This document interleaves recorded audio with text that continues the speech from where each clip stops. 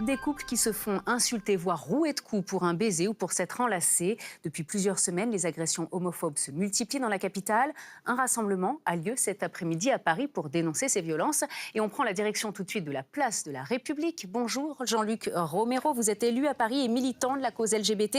Pour vous, quel est l'objectif de ce rassemblement aujourd'hui ? Bien, bonjour. Évidemment, Paris, c'est la ville de l'amour, c'est pas la ville de la haine. Et c'est vrai qu'on a assisté ces dernières semaines, d'abord cet été, au meurtre d'une trans, Vanessa, pour des raisons transphobes. Et puis, ces dernières semaines, plusieurs agressions de couples gays, de couples de lesbiennes. On n'était pas habitué à ça à Paris et on voit cette haine qui monte. Et aujourd'hui, il fallait dire stop, parce qu'on a un peu l'impression que l'homophobie, la transphobie, ça fait un peu partie de la liberté d'expression pour certains. Eh bien non, l'homophobie et la transphobie, ce sont des délits, et puis surtout que l'homophobie et la transphobie, ben voilà, ça conduit aussi parfois à la mort de certaines et de certains. Vous avez justement l'impression qu'il y a plus de passages à l'acte depuis quelques semaines, depuis quelques temps ? Vous savez, globalement, la société, elle a heureusement évolué, mais il y a des gens qui se sont extrémisés. Je crois que les réseaux sociaux ne sont pas innocents dans tout ça.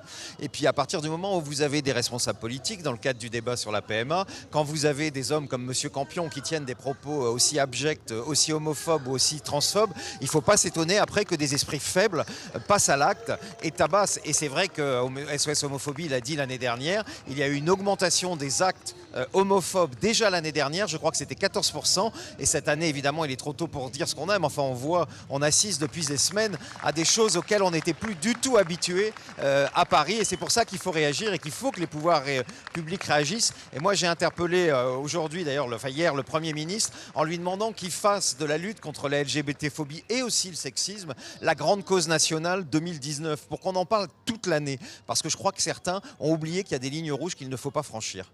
Alors justement, quelles seraient les premières mesures à prendre, selon vous, des mesures politiques, concrètes ? Est-ce que vous m'entendez ? Je répète. Attendez, excusez-moi. Oui, je répète. Quelles seraient pour vous les premières mesures concrètes à prendre ? Bah, vous savez, il y a, je dis, prendre, justement, faire de la lutte contre la LGBT-phobie la cause nationale, ça permettra pendant toute l'année de se mobiliser. Parce qu'aujourd'hui, il faut une campagne nationale sur toute la LGBT-phobie et aussi, je le dis, sur le sexisme, parce que je crois qu'on peut les mettre au même plan.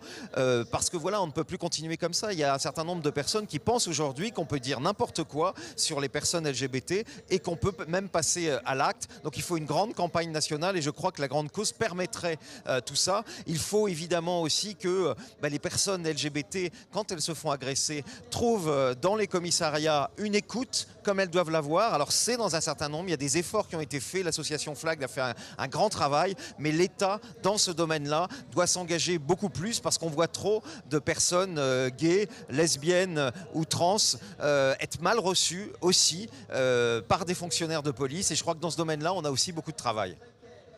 Merci Jean-Luc Romero et on voit qu'il y a du monde derrière vous pour cette manifestation. Merci d'avoir répondu à nos questions sur France Info.